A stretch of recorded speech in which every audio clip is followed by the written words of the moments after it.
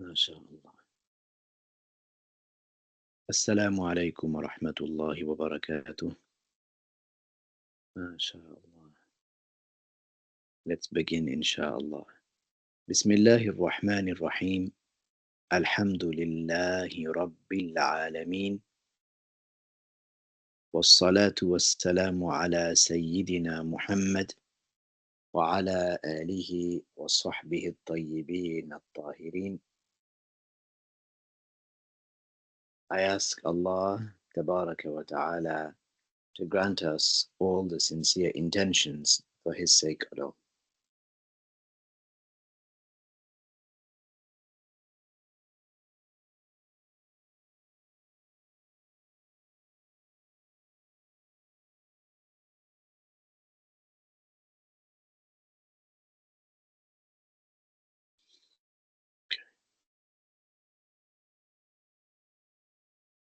Okay, so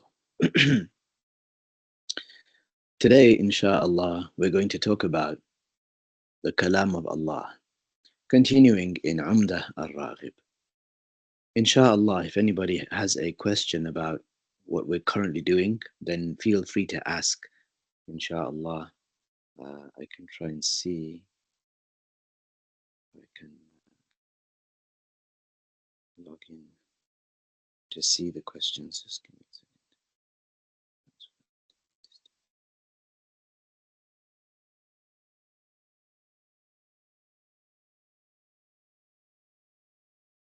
Okay.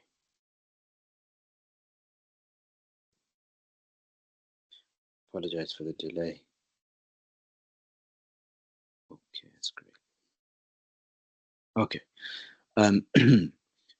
قال المؤلف رحمه الله: وكلامه قديم كسائر صفاته، لأنه سبحانه مباين لجميع المخلوقات في الذات والصفات والأفعال سبحانه وتعالى عما يقول الظالمون علوا كبيرا.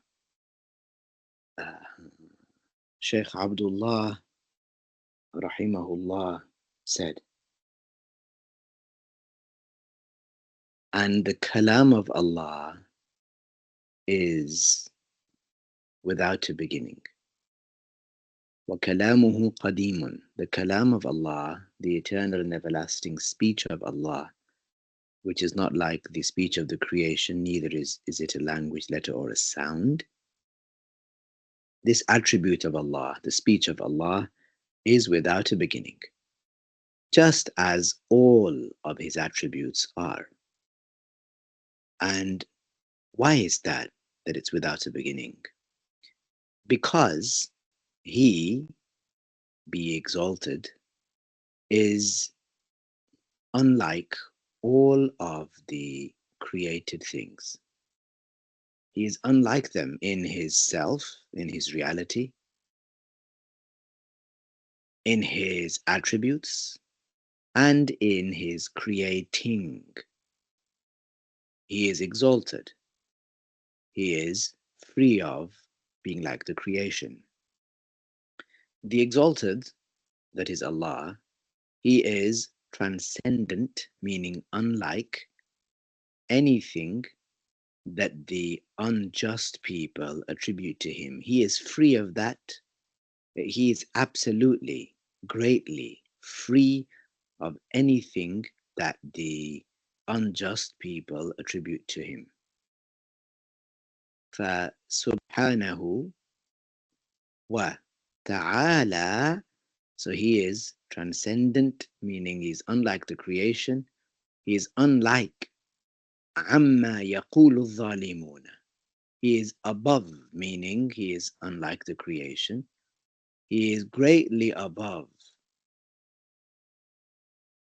everything that the unjust people attribute to Him. تبارك وتعالى. الشرح أن كلام الله وسمعه وبصره وقدرته وحياته ومشيئته وعلمه وبقاءه هذه الصفات, or هذه الصفات, you could say even, صفات ثابتة لذات الله الأزلي الأبدي، فهي أزلية أبدية لأن الذات الأزلية لا يقوم به صفة حادثة. The author said, the explanation is that the speech of Allah, His hearing, His sight, His power, His life, His will, His knowledge, His everlastingness, these attributes are confirmed attributes to the self of Allah. They are confirmed attributes to the eternal and everlasting self of Allah.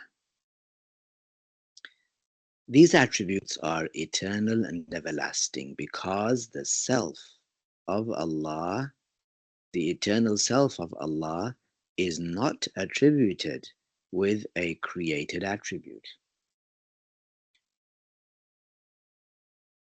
فكلامه قديم أزلي لا ابتداء له. So his speech is without a beginning. It is without a beginning.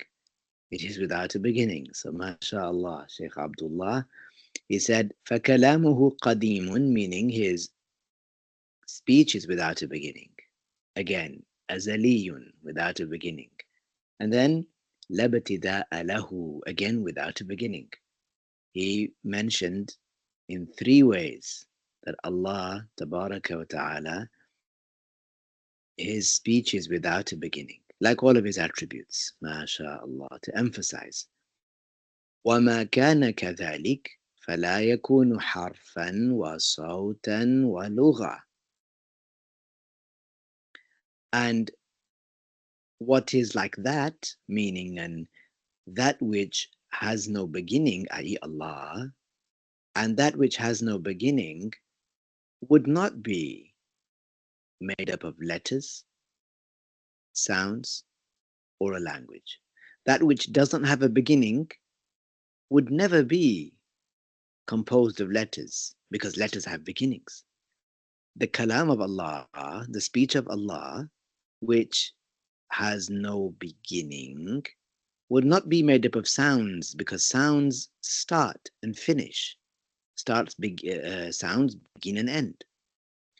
The speech of Allah, which is without a beginning, would not be a language, neither Arabic nor Syriac or English or any other language, because languages were created by Allah.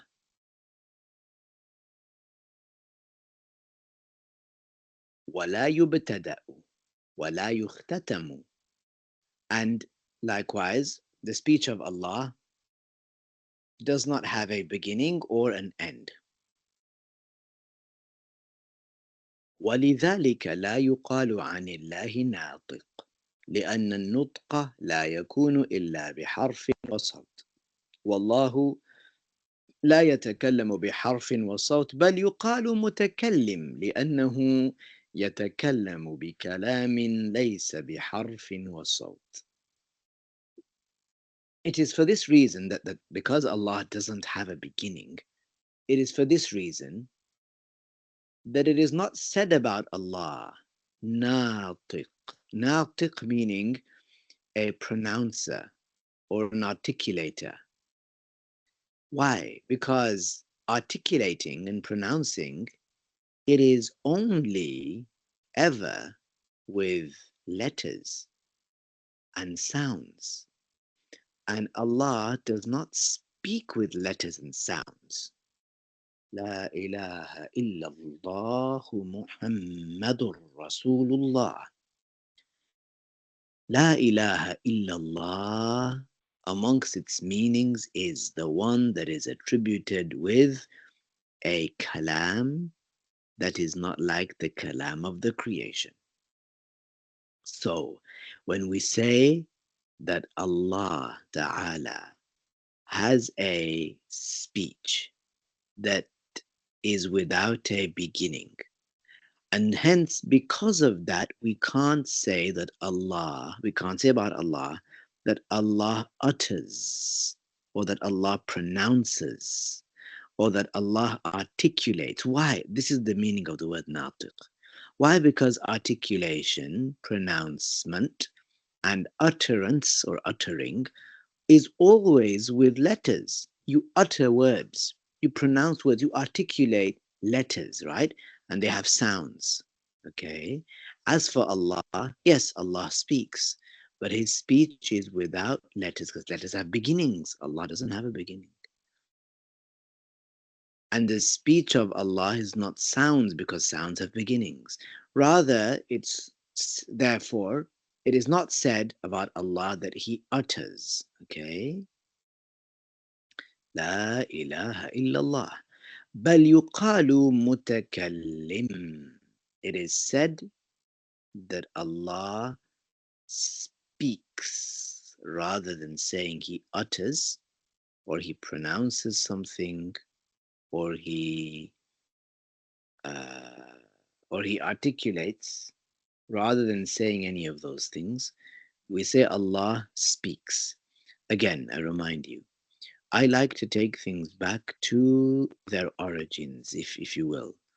This concept, if you will, of Allah being attributed with attributes, okay, and including kalam, it goes back to La ilaha illallah. Let me just break up here for a moment. When we say La ilaha illallah, and with the Muhammadur Rasulullah, which we'll get to later, when we say La ilaha illallah, in our times, it's become, for so many people, it's become something that they don't actually understand. And they say it, they say, we are Muslims, so we say La ilaha illallah. They might say it incorrectly, but they try to say it, but they don't understand what is at its core in terms of meaning. La ilaha illallah carries the meanings that we're talking about now, about the Kalaam of Allah, that it's not like the creation. Okay? There is no God but Allah. What is the meaning of the word God, the one that is attributed with these 13 attributes? So we don't say about Allah that he articulates. Rather, we say he is mutakallim. He speaks. Because he speaks with a speech that is neither letters nor sounds. Okay? So in brief, Allah Tabaraka wa Ta'ala is attributed with an attribute known as Al-Kalam. It is, let's count on our fingers. Number one, it is without a beginning. Number two, it's without an end. Number three, it's not a language. Number four, it's not letters. Number five, it's not sounds. Number six, it is the attribute of Allah by which Allah conveys to the creations what is an obligation, what is prohibited, and so on and so forth. So, without beginning, without an end. Not a language, letter, or sound, and the attribute by which Allah conveys to us what is prohibited and what is obligatory, and so on. Okay? So, this attribute of Allah, Tabaraka wa Ta'ala, it is not like the speech of the creation, because speech is those things that we negated just now from the speech of Allah. It is, it has a beginning, speech, our speech. It has an end. It is made up of letters and sounds, and it's in a language. Allah, laysa kamithlihi shay. Allah is not like the creation. La ilaha illallah. No one is God but Allah. So Allah is unique in his attributes, tabaraka wa ta'ala. There's nothing like him.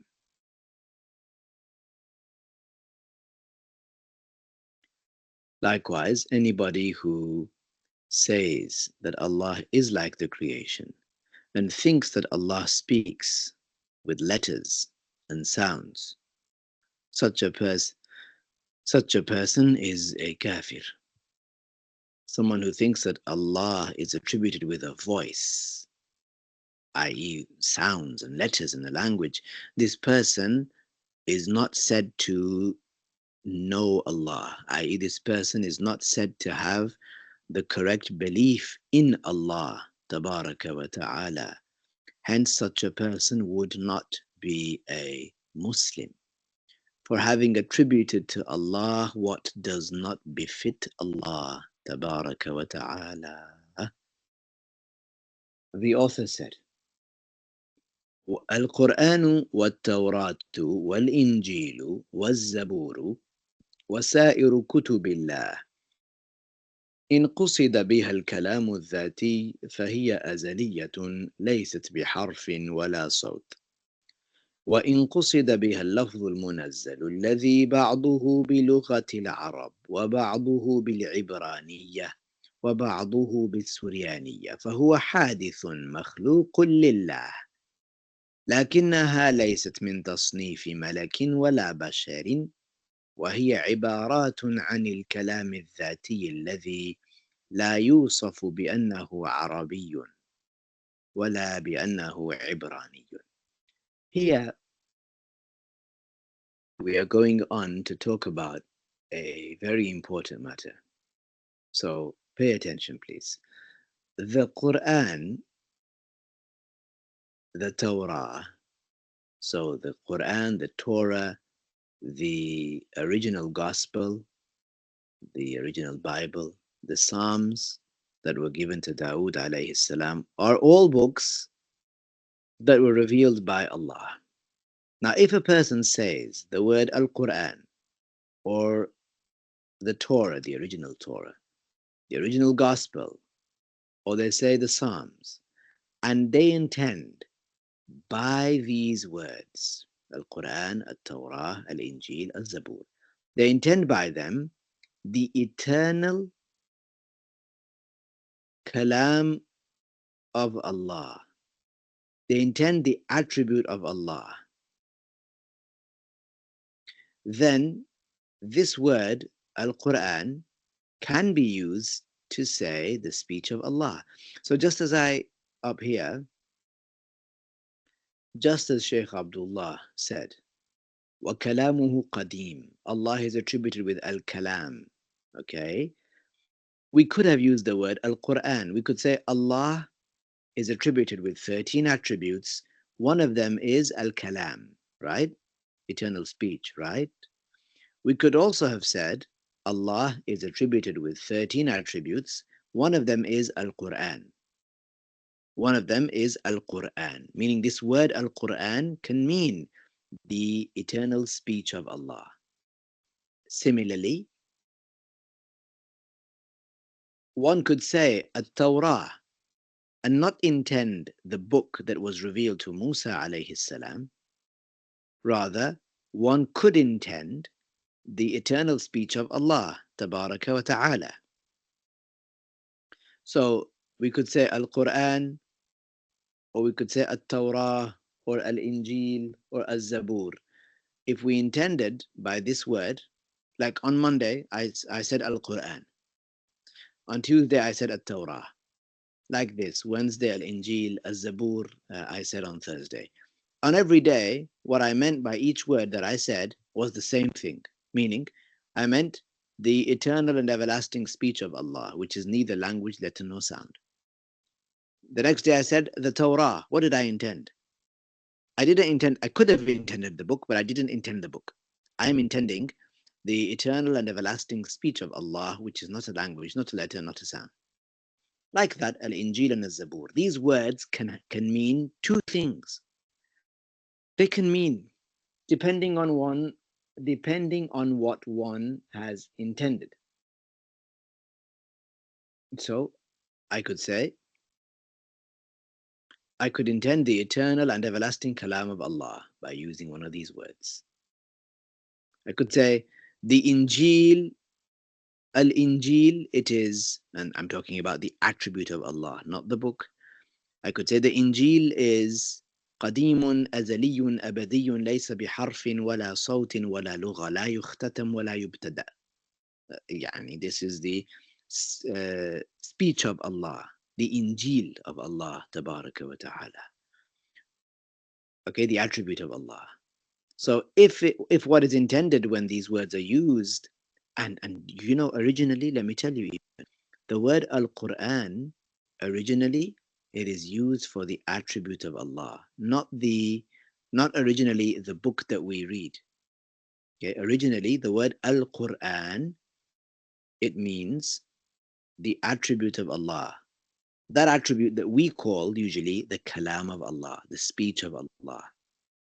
Then later on it became used as for the book. So we differentiate. We can say the book of the Quran. Hand me the book of the Quran. Okay, just so there's no confusion.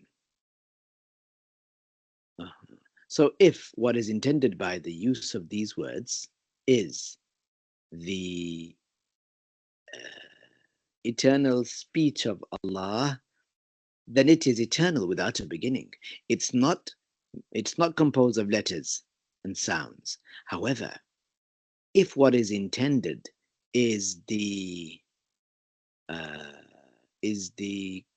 created word, al-lafzul munazzal, the literally the descended word, that which came down from al-lawh al-mahfuz and then to Bayt al-Izzah in the lower skies, and then Jibril alayhi salam took the words that he found and so on with details to Prophet Muhammad alayhi salatu wasalam. That lafz, those words, are the words that were made to descend. Al-lafzul munazzal, literally the descended words, if that works as the word descend works as a transitive verb and has an object. Okay. Al-lafz al-munazzal, the descended words, or the words that were made to descend. So if a person says Al-Quran and they intend al-lafz al-munazzal, meaning what? Meaning the words and letters that we find in the book of the Quran, like ذَلِكَ الْكِتَابُ لَا رَيْبَ فِيهِ. That's part of al-lafz al-munazzal, the word that was made to descend, the word that came down. وَالشَّمْسِ وَضُحَاهَا وَالْقَمَرِ إِذَا تَلَاهَا. So the words that are written down, okay? وَالسَّمَاءِ وَمَا بَنَاهَا. All of this. قُلْ أَعُوذُ بِرَبِّ النَّاسِ مَلِكِ النَّاسِ, and so on. سِيئَتْ وُجُوهُ الَّذِينَ كَفَرُوا. All of this is al-lafz al-munazzal.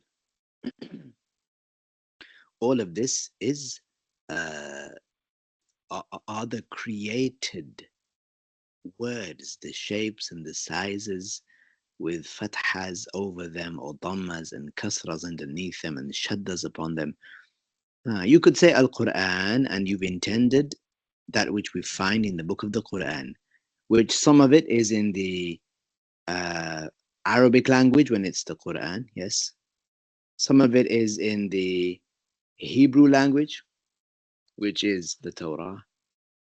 Okay, these created words, some of it is in the Syriac language, like the Injil.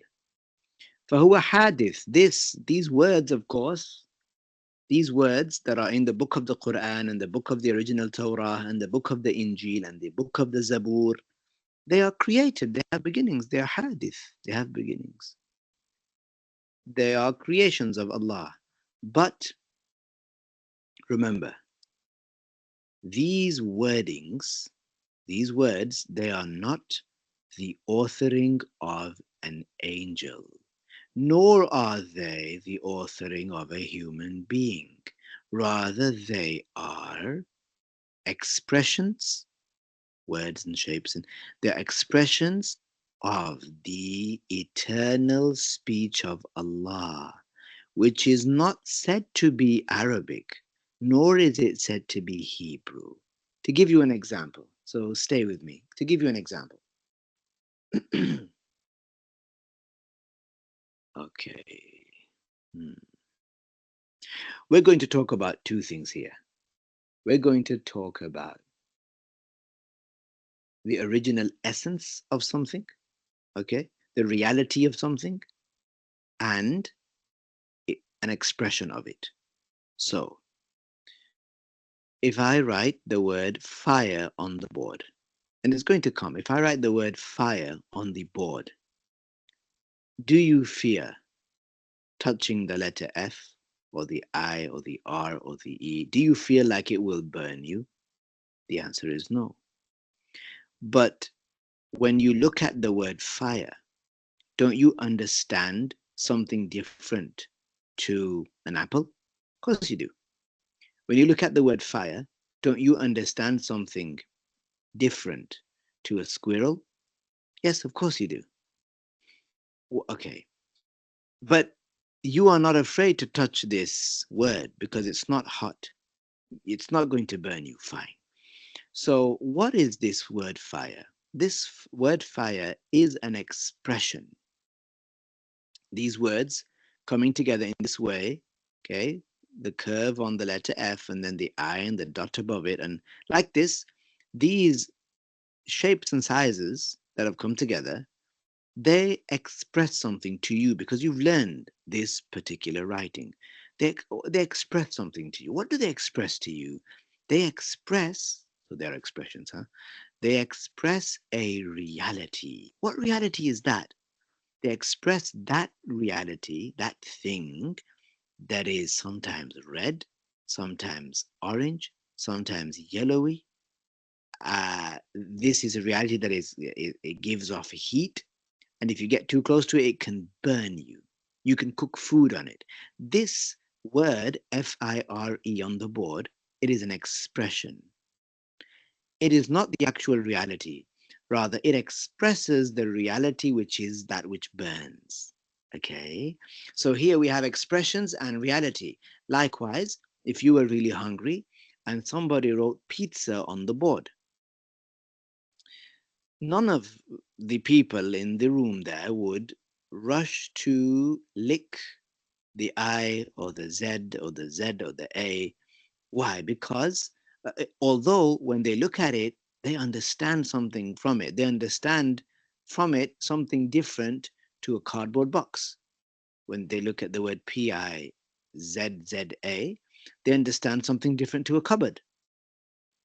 That's because these words, these letters, PIZZA, they express a reality, but they themselves are mere expressions. They express the reality that is round in shape and has slices and has a lot of cheese on it. So that's the reality. But the word pizza, it's just an expression. Okay. So the words that are in the Quran, in the book of the Quran, these words, letters, and shapes, and so on, they are expressions. What do they express? These words, they express a reality. Okay, what is that reality? That reality is the eternal and everlasting speech of Allah that we cannot imagine. So, when it says in the Quran, Alhamdulillahi Rabbil Alameen, Ar-Rahman Ar-Rahim, Maliki Yawmiddin. When you see that written in the Quran, okay, this is an expression. This isn't the actual reality, which is the eternal and everlasting speech of Allah, which is not a letter or a shape or a curve or a length or a width or a color. No, this writing is created, of course. This writing, which is the expression, it has a shape and a size, and it had a beginning and so on. But this is an expression, it's not the actual reality. The actual reality is eternal, without a beginning, everlasting, without an end, not a language, not a letter, not a sound, That is the eternal speech of Allah, the attribute of Allah, which is unimaginable. So you see the difference between expressions and realities? Look at the name of Allah. If you write the name of Allah, right? And someone asks you, what's that? You'd say, it says Allah. But is it is it these letters, the alif, and then the lam, and then the lam, and then the hidden alif, and then the ha? Is it these letters that we worship? No, of course not. I don't worship letters. That's creation. But I worship the one that these letters are an expression of. They express a reality, don't they? The word Allah that's written down. This expresses a reality. What reality is that? It is the reality that is eternal and everlasting, that we worship, that we call Allah, that we call God, Tabaraka wa Ta'ala. La ilaha illallah Muhammadur Rasulullah alayhi salatu wassalam. See how important it is to learn the creed of Ahl Sunnati wal Jama'ah. It gives the mind a weight. It gives the mind strength. Okay? So you have realities of things and you have things that express those realities. Okay? So the words in the book of the Quran are expressions of the eternal speech of Allah that is not attributed with being Arabic. So Allah, the speech of Allah, his attribute, is not Arabic, but the expressions that express it are in Arabic. The words, the created words, are in Arabic. As for the speech of Allah itself, the attribute of Allah, it is neither Arabic nor Ibrani nor Hebrew. ولا بأنه سرياني, it's not Syriac either. وكل يطلق عليه كلام الله. And both the eternal attribute of Allah and the book of the Quran, which has words, shapes, and sizes in it, you can say about both the speech of Allah. You can say, can't you, Allah said, right? Allah said, and then you recite, وجوه يومئذ ناظرة إلى ربها ناظرة. You can say that. Allah said, and then you say, don't you? Because it's known as the speech of Allah. Although we know that these words and these sounds and these shapes that are in the book of the Quran are created, but we can still call it the speech of Allah. And we know it's created. We can still use this term, the speech of Allah, about it. And we can also say the speech of Allah about the eternal and everlasting attribute of Allah. Where is the danger? The danger is for someone to say about the words in the book of the Quran, to say that it is the speech of Allah while believing that Allah Ta'ala articulates what is written down in letters in a language with a beginning and an end. وَالْعِيَاذُ بِاللَّهِ. This is kufr. That would be kufr.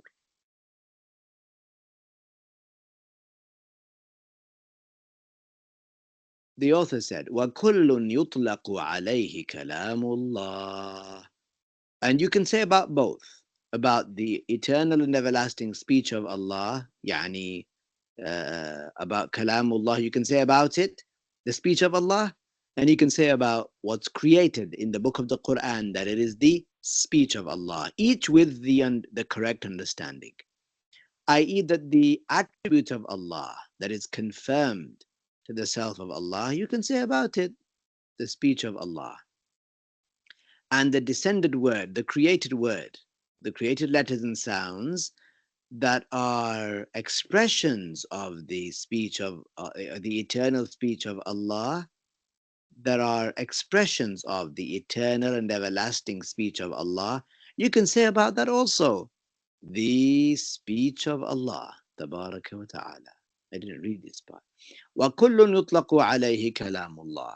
أي أن صفة الكلام القائمة بذات الله يقال لها كلام الله، واللفظ المنزل الذي هو عبارة عن كلام الله الذاتي الأزلي الأبدي يقال له كلام الله. فتبين أن القرآن له إطلاقان، أي له معنيان. الأول إطلاقه على الكلام الذاتي الذي ليس هو بحرف ولا صوت ولا لغة عربية ولا غيرها، والثاني إطلاقه على اللفظ المنزل الذي يقرأه المؤمنون. So it is clear that the word Al-Quran, the word Al-Quran has two meanings. Subhanallah, I remember, which year was I in? This was an exam question once, Subhanallah, I remember. When I was studying back in the, MashaAllah. The word Al-Quran, it's clear now that the word Al-Quran has two meanings. The first we're going to mention here, and the second we're going to mention here. Al-awwal wal-thani. Al-awwal is to use the word Al-Quran about the eternal speech of Allah. That isn't a letter, a sound, or a language, neither Arabic nor any other language. And the second meaning of Al-Quran is that it can be used for the created letters and words, the descended word, al-lafz al-munazzal, that the Muslims recite. To bring that closer to our understandings, وَتَقْرِيبُ ذَلِكَ أن لفظ جلالة الله عبارة عن ذات أزلي قديم أبدي، فإذا قلنا نعبد الله فذلك الذات هو المقصود. وإذا كتب هذا اللفظ فقيل ما هذا؟ يقال الله، بمعنى أن هذه الحروف تدل على ذلك الذات الأزلي الأبدي، لا بمعنى أن هذه الحروف هي الذات الذي نعبده. To bring that closer to our understanding, we say that the esteemed word, which is Allah, this is an expression of an eternal and everlasting self. So if we say we worship Allah, we are intending that self, the reality that is Allah Tabaraka wa Ta'ala. That is what is intended. And if it's written, if this word, the word Allah, is written somewhere and it said, what is this? And it is said, Allah, with the meaning that these letters, they indicate this eternal and everlasting self. Not that these letters themselves, they are actually the reality of Allah, that they are actually the self of Allah that we worship. No.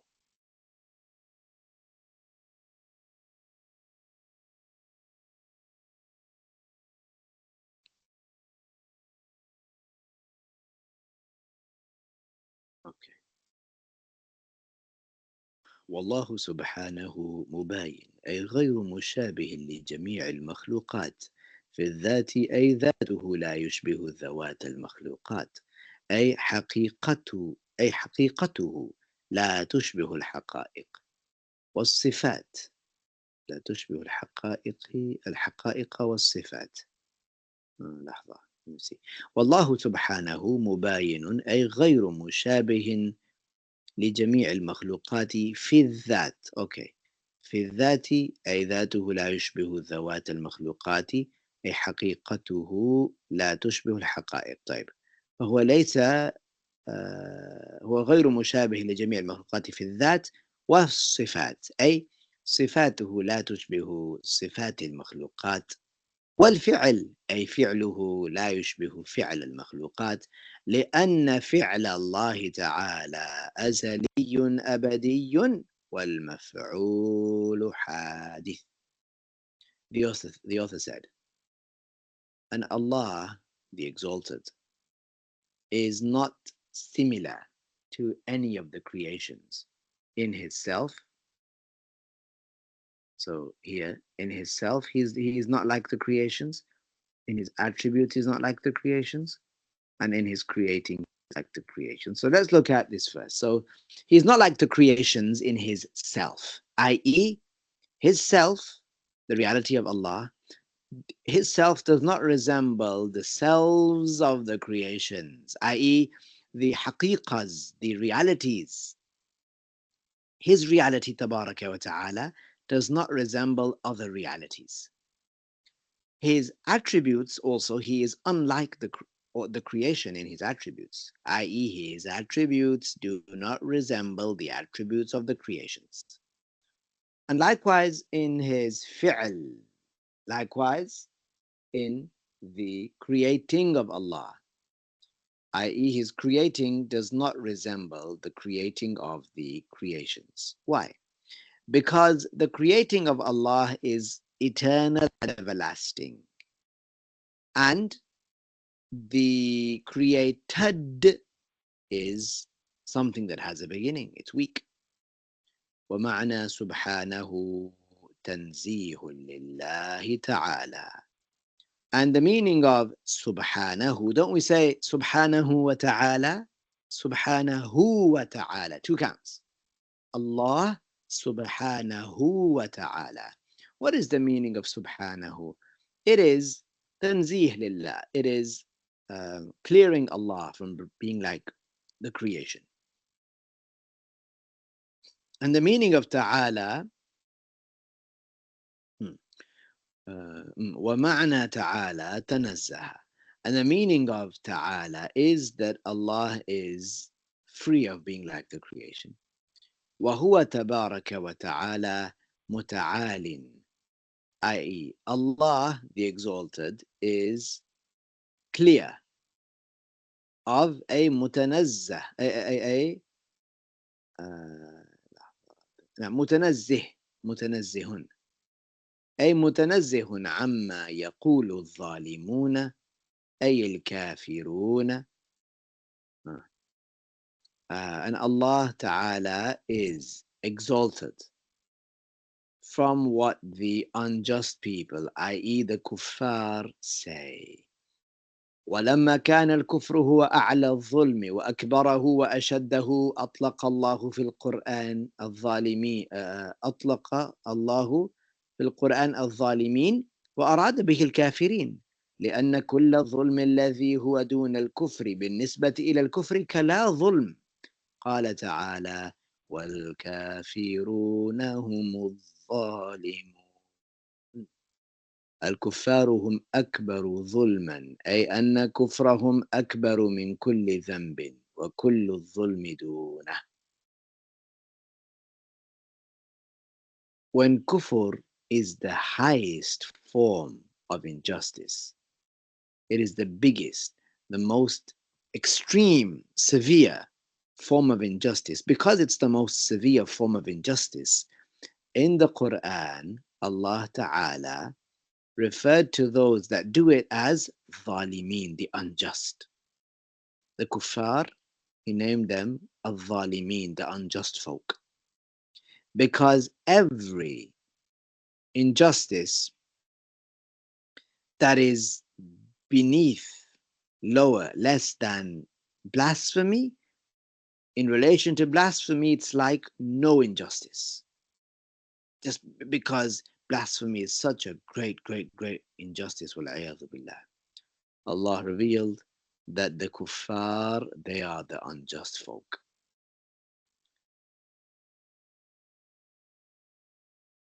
The kuffar are more unjust, meaning that the blasphemy of the non-Muslims is bigger, greater than any other sin. And all sins are underneath blasphemy. All sins are underneath blasphemy.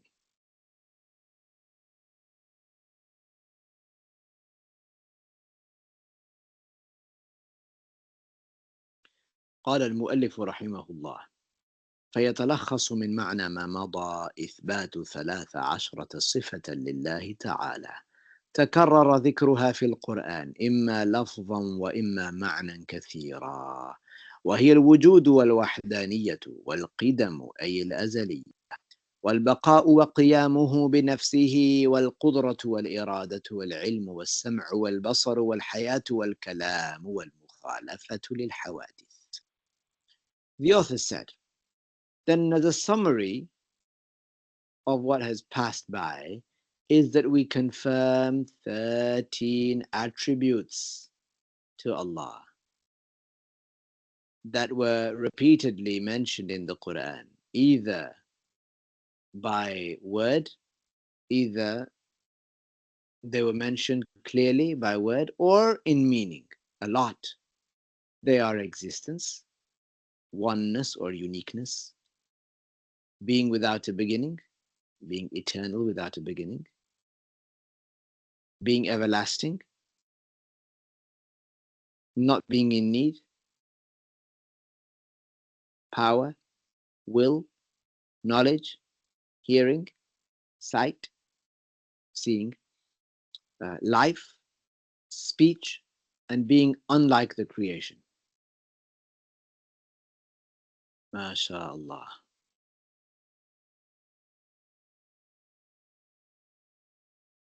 Al-Imam Abu al-Hasan al-Ash'ari radiyallahu anhu said, Allah is attributed with 13 attributes. Allah is attributed with 13 attributes. That's what he said. And he said that a person has to know the 13 attributes.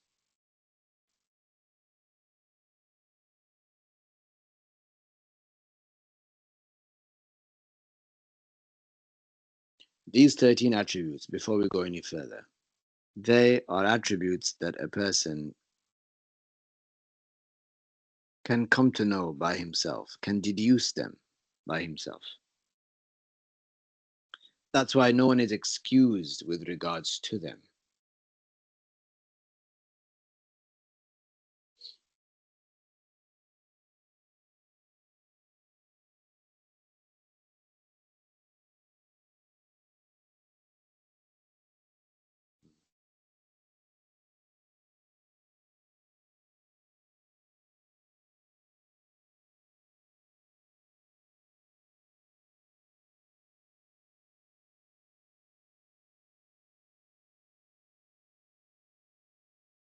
So these 13 attributes, a person must know them as is going to be seen now.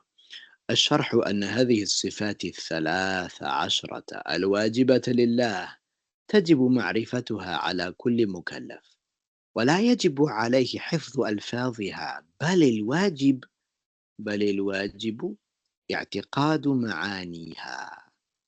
ويتلخص من معنى ما مضى إثبات هذه الصفات 13 لله تعالى، وقد تكرر ذكرها إما باللفظ الظاهر وإما بالمعنى الوارد في النصوص، أي في القرآن والحديث.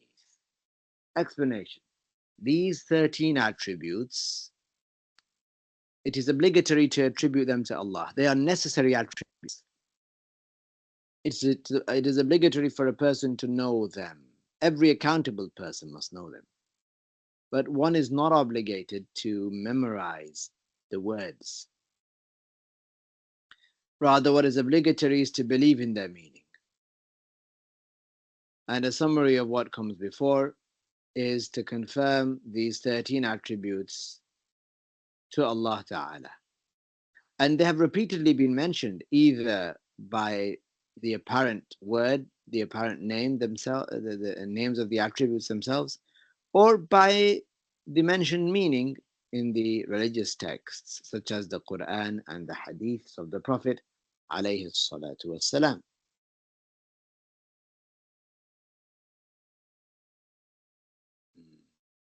One of us we should love to learn about the attributes of Allah. The Messenger of Allah alayhi salatu wassalam said, Ana a'lamukum billah. I know more about Allah than any of you. This tells us that it's good to know about Allah. This is the best knowledge. This is the best knowledge. Subhanallah. To learn about Allah.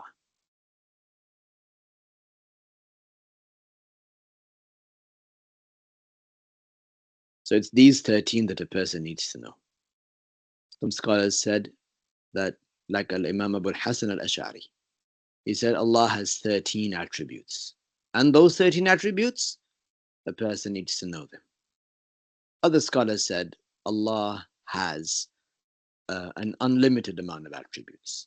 Among them are 13, they said, that a person needs to know. So the first is a saying of Ahlul Sunnah, of course, it's the saying of Al-Imam Abu al-Hasan al-Ash'ari, radiyallahu anhu. And the second is the saying of Al-Imam Abu Mansur al-Maturidi. Alhamdulillah li Ahli Sunnati wal Jama'ah. Okay, before going into speaking about the attributes, I think we'll stop here today. Does anybody have a question about anything that was mentioned today? If I can answer, I will try, inshallah.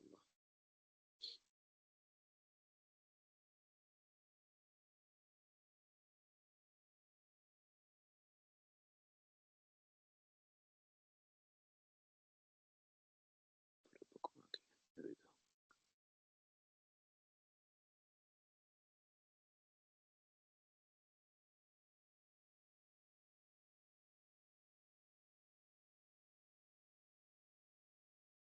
Yes, on the day of judgment, the people, everybody will hear the Kalaam of Allah. So, firstly, what needs to be mentioned is that hearing intellectually, okay, hearing something is not restricted to sounds. So we usually, what we're used to is to hear sounds, right? Yes. But other things other than sounds, can also be heard. Like, we're used to seeing things that are shapes and sizes, right? That are colors, shapes, sizes. But there are also matters. We are also able to see what is not a shape or a size, or and so on and so on. And here I'm referring to Allah tabaraka wa ta'ala. Are we not able to see Allah? Yes. Because Allah revealed, وُجُوهٌ يَوْمَئِذٍ نَاظِرَةٌ إِلَىٰ رَبِّهَا نَاظِرَةٌ. The people will see Allah. Allah can be seen. So, okay, when it comes to seeing is not restricted to things that have shapes and sizes and colors and so on. No, no. Like that, uh, hearing is not restricted to sounds. I'll give you an example. The scholars mentioned. Smells can be heard. Smells can be heard for the reason that they exist. Because they exist, they can be heard. Okay? So hearing, this is something very important. Hearing is not restricted to sounds. Okay. On the day of judgment, yes, okay. So Allah, whose kalam is not a sound, it can be heard. We say it can be heard, and still we say it's not a sound. That's because there are things in the creation that can be heard that are not sounds, like fragrances, like smells. Anything that exists can be heard. Anything that exists can be heard, even if it's not a sound. Okay, on the day of judgment, everybody will be given the ability to hear the kalam of Allah.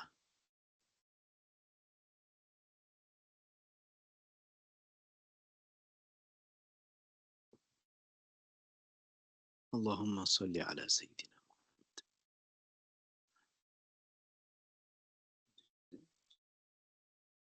So, yes. Now, Allah Tabaraka wa Ta'ala, Allah Tabaraka wa Ta'ala, like all of the attributes of Allah, His speech does not start because it's eternal. Allah has always existed. Allah has always been attributed with speech. Allah has always been attributed with power. Allah has always been knowledgeable, powerful, willing, speaking. Allah Tabaraka wa Ta'ala has always been attributed with seeing and hearing. Okay, so the speech of Allah, it doesn't start and it doesn't finish. That's us. We start speaking and then we stop, right? So Allah has eternally been attributed with speech. On the day of judgment, the people, when an ability is created within their ears, they will be able to hear the speech of Allah. That doesn't mean that Allah will start to speak. Okay? Just as when the people in paradise are given the ability to see Allah, that doesn't mean that Allah has just now started to exist. Allah exists without a beginning. But Allah will give the people an ability to see Him and they will see Him. That doesn't mean Allah didn't exist and suddenly He started to exist. No, like that. The speech of Allah has always existed. Allah has always been attributed with speech. Allah has always been speaking. So when the people have now are given the ability on the day of judgment to hear the speech of Allah, they start hearing. Their hearing has a beginning. And it's not that Allah has started speaking, because that would mean that Allah is attributed with having a beginning. Wal-'iyadhu billah.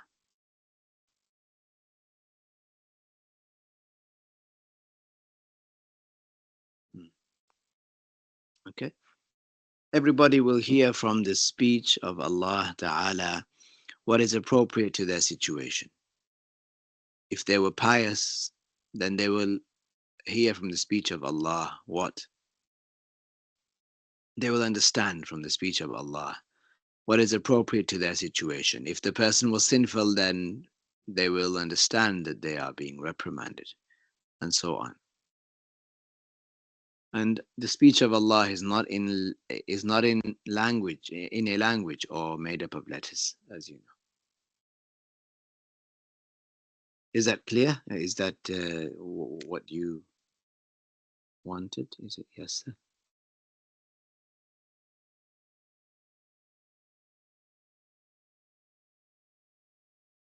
Okay.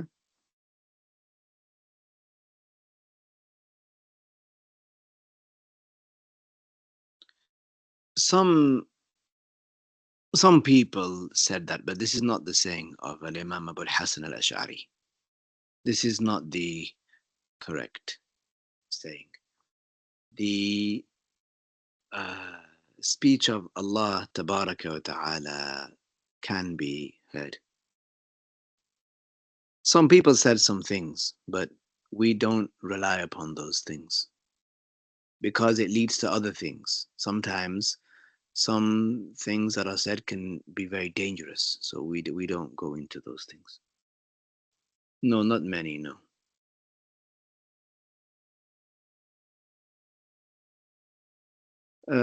Like I said, some of these things they can lead to things that can even be dangerous. So yeah. So we'll stick with what we have mentioned today, inshallah.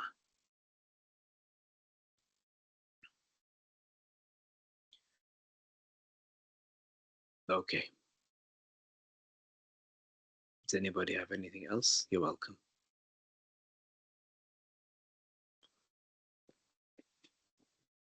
In that case, we'll stop here today. let us say La ilaha illallah and as-salah ala nabi. La ilaha illallah. La ilaha illallah. لا إله إلا الله اللهم صل على سيدنا محمد وعلى آله وصحبه وسلم اللهم صل على سيدنا محمد وعلى آله وصحبه وسلم اللهم صل على سيدنا محمد وعلى آله وصحبه وسلم. Just before, start recording.